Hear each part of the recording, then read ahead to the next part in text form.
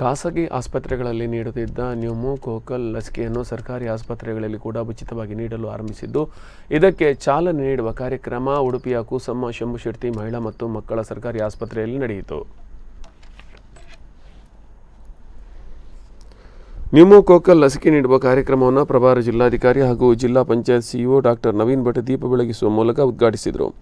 ಮಕ್ಕಳು ಹುಟ್ಟಿದ ಮೊದಲ ವರ್ಷದಲ್ಲಿ ಗಂಭೀರ ನ್ಯೂಮೋಕಾಕಲ್ ಕಾಯಿಲೆಗೆ ಉಂಟಾಗುವ ಸಾಧ್ಯತೆ ಇರುತ್ತದೆ. ಈ ತೀವ್ರತರವಾದ ಕಾಯಿಲೆಯನ್ನು ತಡೆಗಟ್ಟಲು ಈ ಲಸಿಕೆ ಅನುಕೂಲವಾಗಿದ್ದು, ನವೆಂಬರ್ ತಿಂಗಳಲ್ಲೇ ಈ ಲಸಿಕೆ ಆರಂಭಿಸಲಾಗಿದೆ. ನವೆಂಬರ್ ತಿಂಗಳ ಅಂತ್ಯ 1000ಕ್ಕೂ ಹೆಚ್ಚು ಲಸಿಕೆಗಳನ್ನು ನೀಡುವ ಗುರಿಯನ್ನು ಹೊಂದಲಾಗಿದೆ ಎಂದರು.